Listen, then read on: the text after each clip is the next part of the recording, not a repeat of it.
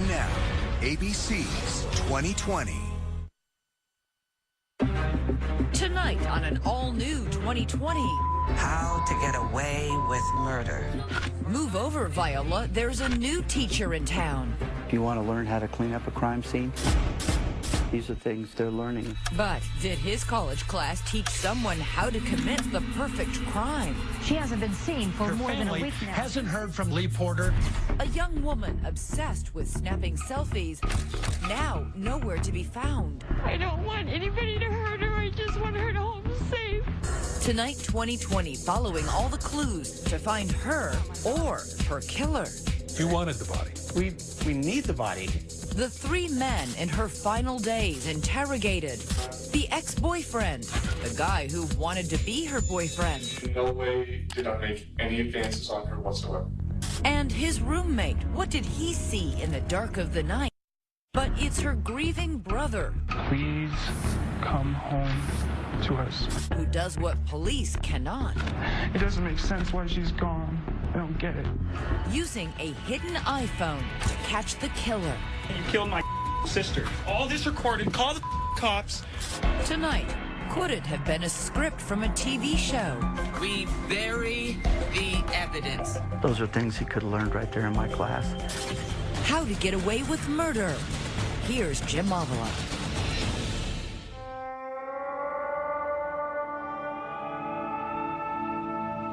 Young and pretty, lost and nowhere to be found. Lea Porter, a 19-year-old Colorado waif of a woman who simply vanished in June of 2014. She was small, but she was feisty. Police launch a massive search in the Denver suburbs. They're still looking for Lea Porter. Friends and family are desperately searching for Lea Porter. And now, more than 2 years later, Lee's still not found. Her mother, Renee Jackson, follows her own leads, tramping through the winding, dusty trails of central Colorado with search dogs, ignoring warnings. Keep out, private road. It may be your last earthly move. Okay, go find. Good boy. Why come now? Obviously, the police aren't searching for her. Because my mama heart I can't accept the fact that I don't know where my daughter is. I can't live with that. Renee, Wendy Kessinger of Canine Forensics, and her dogs are searching here on Deer Mountain. It looks almost a little needle in a haystack. In Cotopaxi, Colorado, population 47. It's claim to fame whitewater rafting through one of Colorado's deepest canyons, Royal Gorge. Cotopaxi's really in the middle of nowhere. It's 3 hours from Denver. It's a mountain town. People live far away from each other. There's barely a stoplight, and the main hangout is a general store, which is also a gas station, and it's also the only restaurant in town. It's also where the vivacious teenager grew up, a future as bright as her personality. She was an amazing young woman, kind of a joker. She loved her brother like crazy. She was very social. She had lots of friends. Among those friends, high school BF Mallory Nixon. She was very outgoing, very bubbly. You know, she could have met someone 5 seconds ago and she'd already feel like their best friend. At Cotopaxi High, Lee is an average student, more interested in the social scene than academics, hanging with the art crowd, deep into electronic music and concerts in faraway Denver.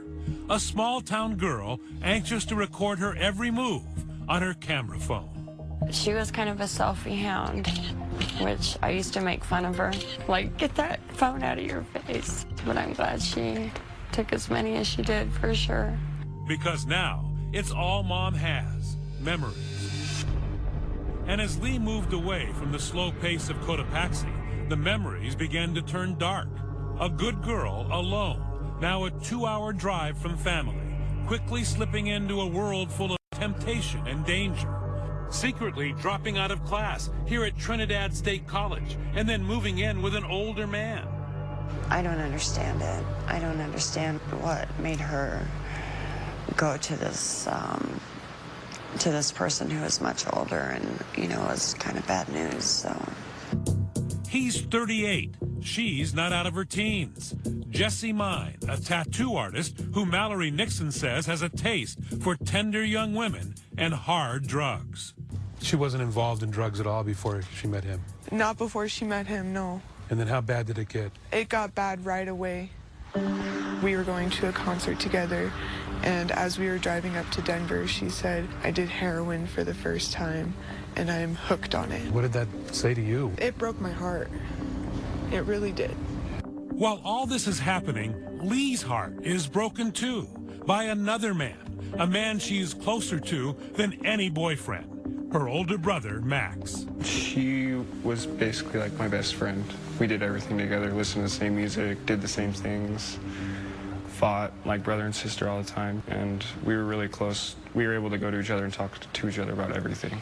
But when Lee needed her brother most, just as she's seeing the older man, Max, not expecting the downward spiral to come, moves to California to open his own business. She got really depressed, and then she met Jesse. He's a 38-year-old guy. So she was attracted to this older man? Yes, but he lied about his age at first, and then later, after they clicked, then told her.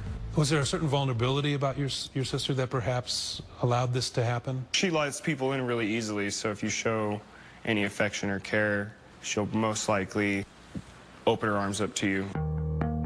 Lea Porter knew her life had taken a turn for the worse, desperately looking for a course correction. Her friend Mallory says in the days before Lee went missing, she was struggling to kick a heroin habit, attending Narcotics Anonymous. She said she wants help, but she doesn't know what to do. She doesn't know who to go to because she didn't want to leave Jesse. Was she getting out of it, do you think? Oh, she definitely was. The day before she went missing, I saw her down in Pueblo, and she had been off of it for 3 days. The trouble in Lee's life is about to get worse. Jesse breaks up with her, packs his truck, and moves east, leaving Lee with no place to live. She packs her car and heads north to Denver with no real plans. So Lee starts looking for help on social media, telling a Facebook friend, I'm about to be homeless. And then, as her brother finds out, she just drops off the grid. I knew there was something wrong right away because I couldn't get a hold of her. It was just days of calling back, calling, call my mom, told her there's something wrong. The family goes to police, who immediately turned to boyfriend Jesse. His trip to the East Coast cut short by a summons to the interrogation room. And can you tell me what your relationship is with Lea? For 90 minutes, police hammer Jesse, and he admits to some rough times. It's like the biggest fight we ever had. When you guys arguing, or you guys scream? No, not hitting each other, just screaming at each other. We would fight about cheating on each other. Coming up, is this one of the other men in Lee's life?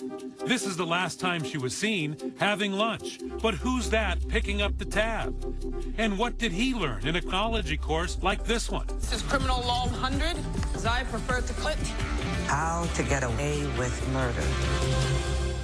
Hello, I'm Elizabeth Vargas. And I'm David Mueller. Right here tonight, those techniques in the fictional Professor Keating's law class, and this question: will a real student actually use one of those same strategies to try to get away with murder? We are live tweeting during tonight's program, so follow our investigation on Facebook and on Twitter. And when we come back, Criminology Tip 101, whose name keeps popping up on the phone bill. 2020 continues with more of How to Get Away with Murder. The matching piercings, body art, and heroin, not enough to keep teenager Lea Porter's passionate 6-month relationship with Jessie Mine, nearly twice her age, alive. I fell in love with her, man. Fell for her hard. Police have some tough questions for Jesse, who tells them in the interrogation room that despite the breakup, he still had plans to marry Lee in the future. I told her when I left that if she got help, if she got clean, then I would love to come back and marry her. Jesse tells the cops he last saw Lee when they parted ways at this motel parking lot just outside Denver. He describes a dark scene, saying Lee was distraught and maybe thinking of taking her own life. She begged me not to leave. She talked about killing herself. She didn't have anything left to live for. He says he was heading to his parents in Maryland to get off drugs. She was off to Denver to crash at a friend's house. But right after they separate, Jesse says something weird and completely out of character happens. Lee, the girl who is always on her phone, suddenly stops texting him. So, that first night, I was worried, but not too super worried, thinking maybe she's just mad at me. And then the following day, when Max called me and said, "Yo, dude, where's my sister?" That's when I was like, something bad is happening. Bad because Jesse says Lee always takes Max's calls, no matter what. She would stop during sex to answer a phone call from her brother. Is that right? It was like that. It caused fights a few times. So they would communicate how often? Every day. Jesse appears cooperative in the interrogation, but admits Lee's family has their doubts about him. Max had convinced them all that I was not to be trusted. I was the devil. Back home in Cotopaxi, her mother, Renee, is running down another lead. It's a mom on a mission. Since Renee pays Lee's phone bill, she examines her daughter's call log and begins phoning every number on the list. This one number kept popping up over and over, and it was Christopher Waide, and I had never heard that name before. Christopher Waide, a tall and slender 23-year-old. He, too, is from Cotopaxi and went to high school with Lee, where he was a top student, but was often bullied and teased. He joined the military in an effort to toughen up. Now Waide is taking jiu-jitsu for self-defense. But talking to Christopher Waide only brings heartbreak for Renee when she learns he's been Lee's self-appointed accountability partner, a kind of sponsor to help her stay off drugs. That was the first time I heard that she had been on the drugs, was from Christopher. It seems Lee might finally have found a safe place. Christopher tells Renee Lee was with him at his apartment the night she disappeared, but that she left abruptly without explanation. He told me that she had gotten a notification on her phone late that night and left. Christopher Waide says he hasn't seen her since, but this is another man the cops need to talk to, paying him an immediate visit. Westminster Police Detective Matt Calhoun is in charge of the case. What does he tell you? They had been conversing back and forth, and he had offered to let her stay at his apartment for a couple days to try and get her feet under her. Just concerned that Lee was suicidal. Did he seem like he was anxious to help, or? Yeah, he really was. He really wanted to help find Lee, and he's really concerned about her, and he wanted to do anything he can to help us. Just like Lee's boyfriend, Jesse, Chris Waide is extremely helpful, full of detail and concern. After interviewing these guys, police aren't yet convinced Lee is a victim. It's possible she's just a runaway. We don't know what happened up to this point, and we can't prove that even a crime happened to that point. Waide even joins the search, pleading for her safe return online and on the local news. Tried texting her, tried calling her, left her some messages on Facebook, and haven't heard anything back from her. Lee's family is busy too, plastering missing posters all over the Centennial State. Now desperate, they turn to the public to plead for Lee's return. I don't want anybody to hurt her. I just want her to home safe. She's just a little tiny little thing. If she's out there somewhere, to please come home to us. We need her. Everybody needs her. Lee's brother Max is back from California and starting to stew, feeling like the authorities aren't keeping him in the loop. They wouldn't tell us anything throughout this whole thing. They were really vague.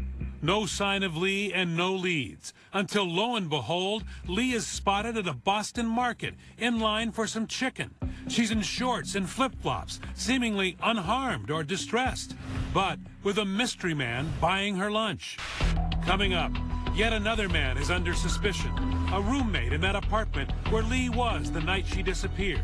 That makes 3, and the impatient brother Max is laying a trap for one of them. When did you guys decide you were going to have to do some of this on your own as a family? We just did. A confrontation with a killer. You tell me right now what happened to my sister. Next. Right now, Westminster Police hoping you can help find this missing 19-year-old. Missing nearly a week. She hasn't been seen for Her family hasn't heard from Lea Porter since Thursday. 7 long days since anyone has heard from Lea Porter. Last known whereabouts, this apartment complex, rented by an old high school classmate and Facebook friend, former military helicopter mechanic, 23-year-old Christopher Waide. Porter and Waide went to the same high school. Porter went to visit Waide at his Westminster apartment and then was never seen again.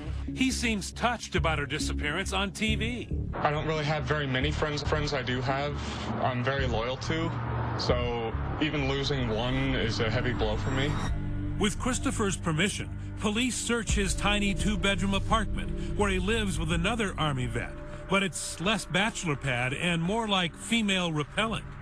In the living room, video games and soda bottles scattered across the carpet. It's just filthy. There's 2 jugs of chew spit, clothes all over the floor, and dishes all over the floor. The kitchen, dried up food, half-eaten takeout, and not a sponge or soap in sight.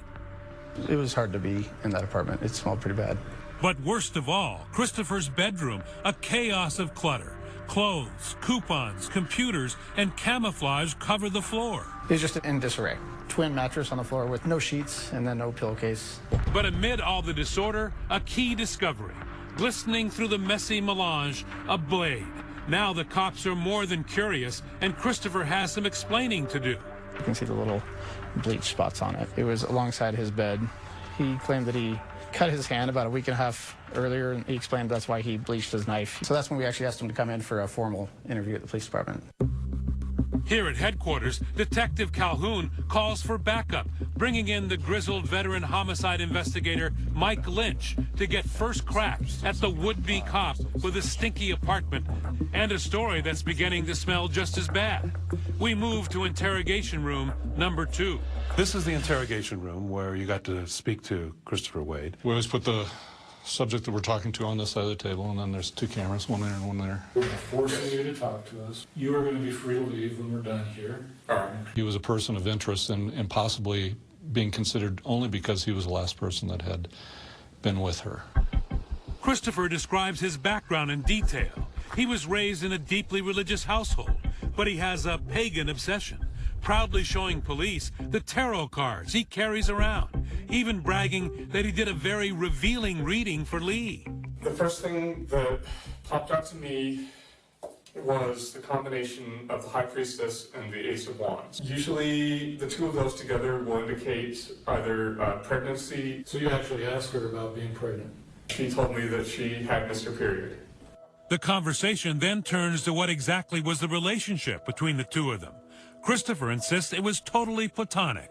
He was her sponsor, he says, nothing more. I liked her, and don't get me wrong, she is a beautiful young woman, but in no way did I make any advances on her whatsoever. Even in the interrogation room, Waide is still helpful.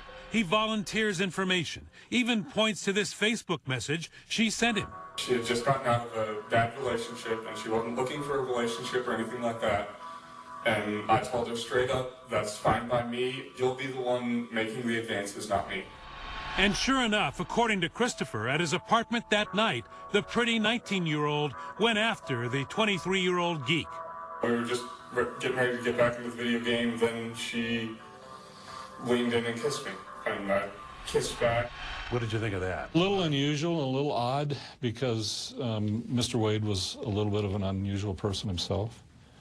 And it kind of caught us by surprise that she would want to have sex with him. Unsure of what to make of the story, Detective Lynch begins to question Christopher about something conspicuously absent from his apartment: the sheets on his bed. You didn't get rid of the sheets? No. Intentionally get rid of the sheets because maybe it had her blood on them? No, sir. It seems inconsistent, does, based on the condition of your apartment, that you would be all of a sudden in the middle of a sexual experience taking your sheets and taking them off the bed. It was afterwards. Even afterwards. Yeah, it seems kind of bizarre. The worst thing you can do is lie to us. All right. Yeah, I did get rid of them. Christopher cracks like a 3-minute egg, backpedaling under pressure.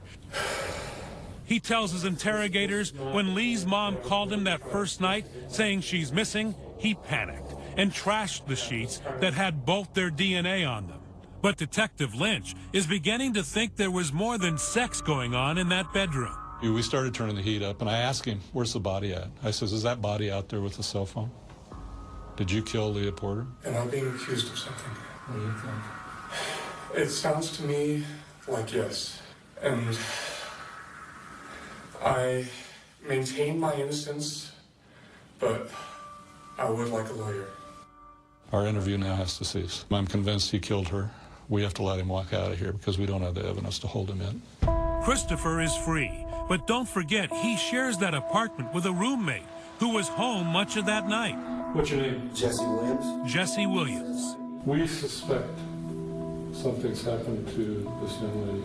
Now, before you say anything to me, I want you to think long and hard about this. Williams is in the hot seat for 3 hours. He tells authorities when he came home, Christopher had a tie around his bedroom doorknob. That's code for a girl in his room. Did you ever hear anything? I heard the door open and close, that's about it. Like they would want to use the bathroom or something. So at any time did you ever see this woman? No, I did not. But he did see something curious while trying to sleep on the living room couch, such as it is. Around 3 in the morning, he watches as Christopher takes something outside. I'm just transferring stuff that was in my old car to the new car. That's all he said. He went back to his room, and I'm assuming he went to sleep. Coming up, while the police are interviewing the roommate, Lee's brother is about to do some interrogating of his own. An unimaginable face-to-face, all caught on tape. You think I'm just going to let you walk away and drive away? It was an amazing scenario that I've never seen in 25 years of being a prosecutor, where a family member confronts a suspect. Stay with us.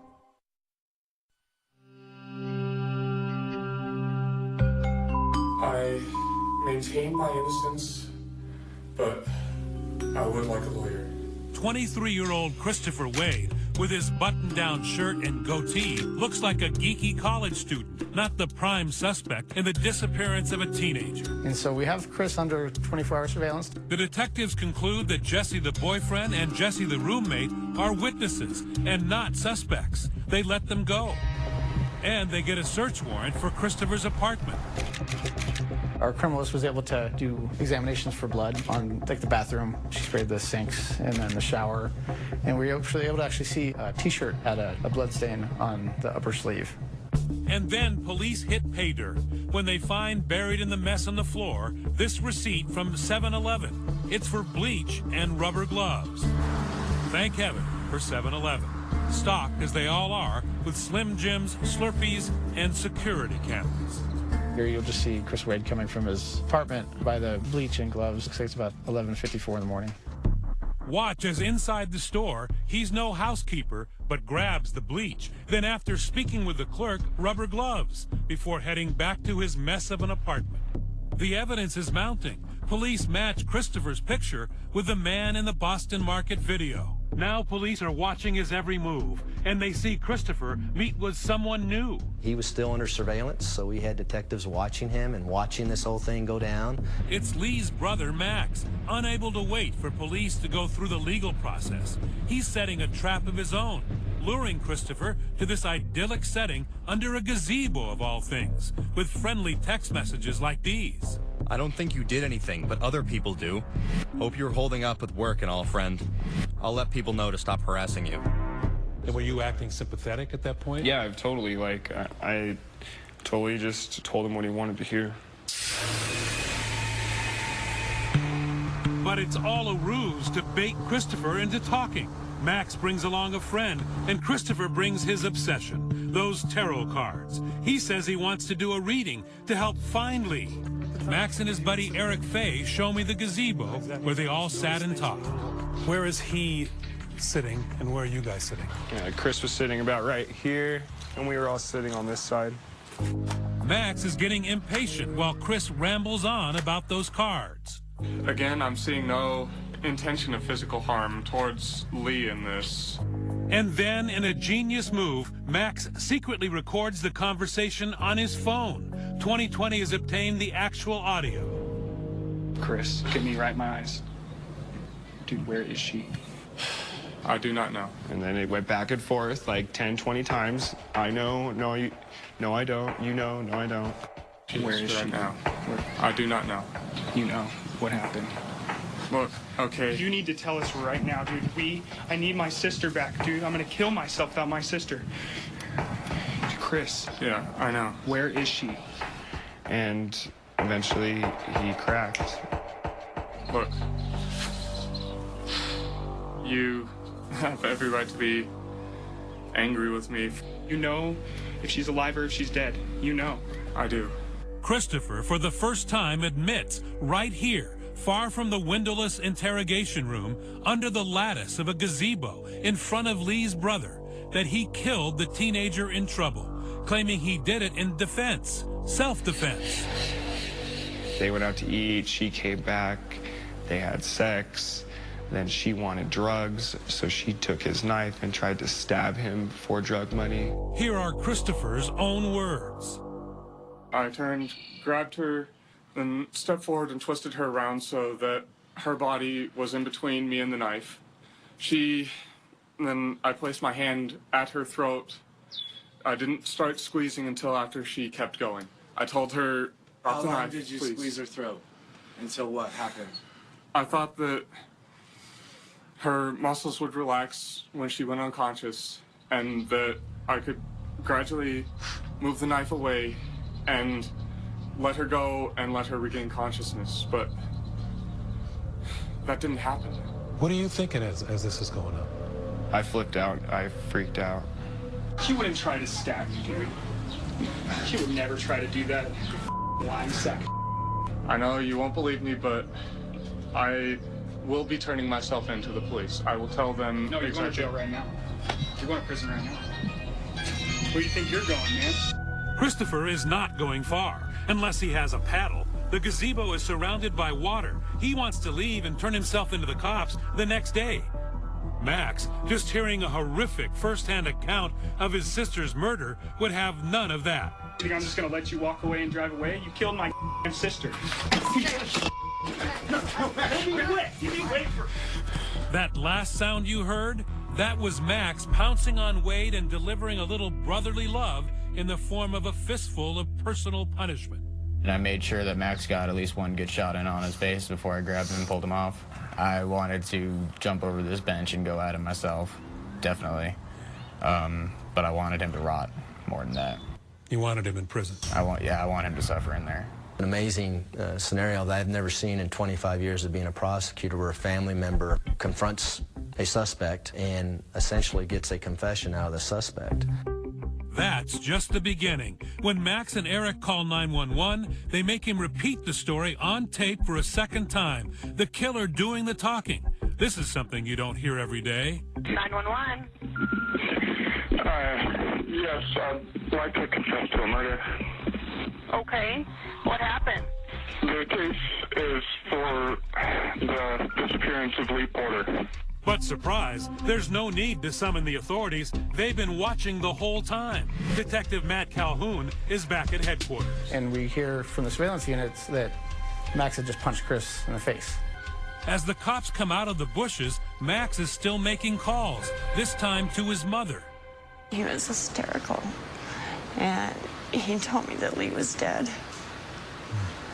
and that Christopher admitted to killing her. I actually almost wrecked on the freeway. This is her 911 call, a mother in hysterics. Westminster 911, where's your emergency? Oh my God! Ma'am, can you take a deep breath? What's your name? Oh my God! My baby, my little baby! Christopher Waide! Christopher Waide! Just admitted he killed her! Did you think at all how amazing it was that your son and other friends were able to get him to say he did it? They cracked the case. They did. Coming up, it's still a case without a corpse. Step 3, we bury the evidence. Did this real-life professor teach Chris Waide just that? His efforts to clean and purge the crime scene, those are things he could have learned right there in my class. How Waide may still get away with murder. Next. Doubt. That's how you get away with murder. Every week, Viola Davis teaches the Seeked of Crime how to get away with murder. While in suburban Denver, this real professor hits the chalkboard teaching criminology to would-be police. We teach everything from interview, interrogation, report writing, crime scene management, forensics, you name it. So how does that help if someone doesn't want to do good, but they want to do bad? If you want to learn how to clean up a crime scene, some of the challenges police have in making sure that all the evidence is acquired, these are things they're learning. And guess who was in the front row, acing the class? Christopher Waide. He had some amazing analytical skills and was sharp as a tack.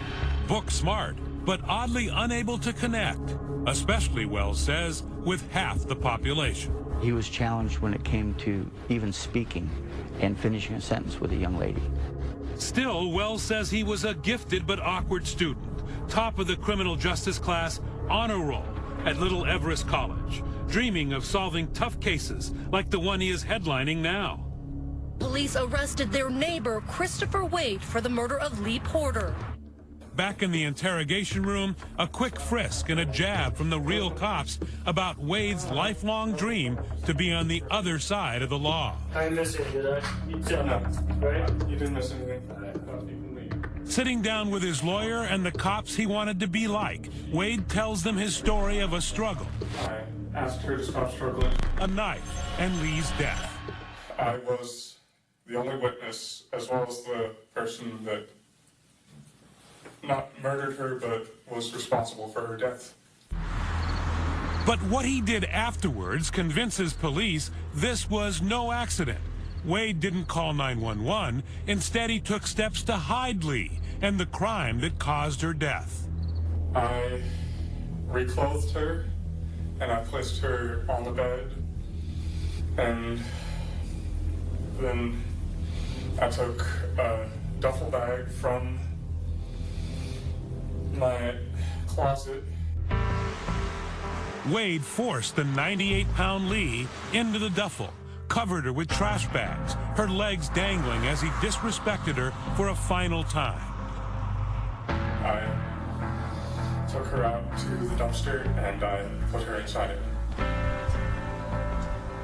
Leaving little doubt in the 2-hour confession, his third in one day, police lock him up. You are going to be taken into custody. I understand. And then they move to the search for Lee's body, critical under Colorado law for a first-degree murder charge. District Attorney Dave Young. Without the body, we can't put together what happened in that apartment. Police are sent out to track the only clue they have. Waide says he put her in a dumpster next to his apartment. Lee's mother took us to it. He says he put her body in this dumpster right here. This awful blue dumpster has become the emotional center of the case for Mother Renee. I do have a pull to this place. Whenever we've conducted searches in this area, I have to come here first because this was the last place my daughter was. Detectives track the trash, find the huge landfill near the Denver airport, very close to the location where Lee's phone last pinged. 40 days of searching, 40 days of hope, 40 days of going, you know, every day hoping that you're going to find a bag with a body. It's pretty depressing. We don't have the body, so maybe we missed it. You wanted the body. Absolutely. We need the body. The 40-day search was not a total bust. Evidence, strong evidence, was found 3 weeks in. Day 19 of this search was probably the most important day. One of our officers ends up finding a single purple pillowcase. Inside, Lee's cell phone, now smashed by the compactors at the dump, her wallet and ID, and the clothes she was wearing. Evidence now with Renee Jackson. She had it all dry cleaned and put in a box. This is her bag. This was actually one of the things I bought her for her last Christmas. This must be difficult. It's very difficult. It's very difficult. It's the last thing that I have of my daughter right now until I find her. Frustrated and not anxious to take the case to the jury without Lee's body, the prosecution tries a long shot, offering Waide a plea deal. Second-degree murder in return for that critical piece of information. Where is Lee's body? I called the defense attorney at least 2 or 3 different times saying, I want to know where that body is. If he didn't put the body in the dumpster, we need to know now. But after the paperwork is signed, Waide simply repeats what he said during interrogation. leaving tough questions for the prosecutor. Why is the deal still good? Why not throw the deal out the window and say, we didn't get the body? We could not go to a judge and say, we can prove that this man's lying to us. We want you to reject this plea bargain. There's no way we can prove that. It's a deal Renee Jackson never liked. She rejects that this could have been an accident and thinks Waide had been fantasizing about raping and killing a young woman for years. I always keep this. These are original charges. To me, those are still the charges. She has been discarded somewhere, and I feel that way because I know his history. A history confirmed in the police reports. Listen to what Waide's own mother told police during their investigation. She actually admits Waide told her he had planned a murder before.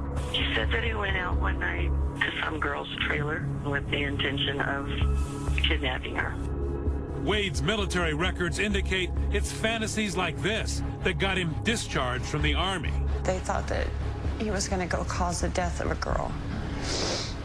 So people knew in advance and didn't Yeah, act. I mean, they just dropped the ball all over the place. And then my daughter was his victim. When we come back, a field trip. Destination Sterling Correctional Center in Northeast Colorado. Chris Waide's had about a year now to think about the story that got him locked up in prison for 48 years. And you'll hear him in his first interview since he became a suspect. What he told us the tarot cards told him to do. Next.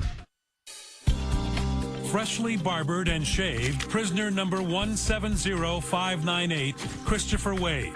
Sentenced to 5 decades in state prison, release date 2062. Time served here, 11 months. He's at the Sterling Correctional Facility. It's a serious prison. It's so secure that we can't even bring our camera in. But we can bring a tape recorder, and you'll get to hear his story. We are granted 3 hours with Waide, who has grown his hair and beard while in custody. He got right to the point. It was June 2nd of 2014. Over and over, Waide stuck to his story that the 98-pound Lee attacked him with a knife he kept by the bed. You could easily either take the knife away from her, throw her to the bed and run, do anything short of killing her. And I will admit that that is what I should have done. Waide agrees his story may not make sense and admits to one glaring inconsistency. Remember the 911 call from the park where he confesses for the second time? He does not call it an accident then. 911. Yes, I'd like to confess to a murder. You knew the difference between saying I killed her and I murdered her. Yes. Your first words in 911 are, I've murdered somebody. Yeah. Waide says he didn't want to inflame Lee's brother, who had just punched him, by calling her death accidental. But why did he confess at all? Waide says it was all in the tarot cards. The cards were saying to me that my guilt over that would destroy me unless I let it out. And he says those cards also told him to kill himself. He never told police this or Max, but his plan, he says, was suicide. The reason that I didn't commit suicide was that Lee's spirit came to me and told me not to. But even with all that guilt and his year in prison, he's of no help in finding Lee's body. I told the police what I did with her body, which was to throw it in the dumpster. She doesn't deserve to be just tossed away like a piece of trash. Like she doesn't. Waide denies studying criminology to commit the perfect murder, but says it did help him a bit in the interrogation room. I kind of knew what to expect in their line of questioning. His favorite professor at the storefront college, Robert Wells, isn't buying it. His efforts to clean and purge the crime scene, those are things he could have learned right there in my class. This hits you hard that he may have learned something in your class. How could it not?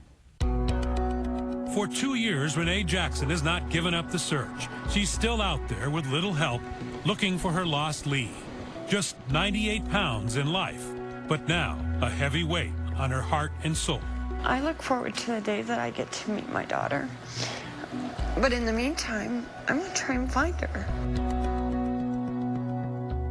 That mother still grieving, still searching, and our question for you at home tonight, could you have done what that heroic brother did, playing it so low-key while trying to get the killer's confession on a cell phone recording? Let us know on Facebook or Twitter. Use the hashtag ABC2020. Thank you so much for watching tonight. I'm Elizabeth Vargas. And I'm David Muir. From all of us here at 2020 and ABC News, thanks for watching tonight. Have a great weekend.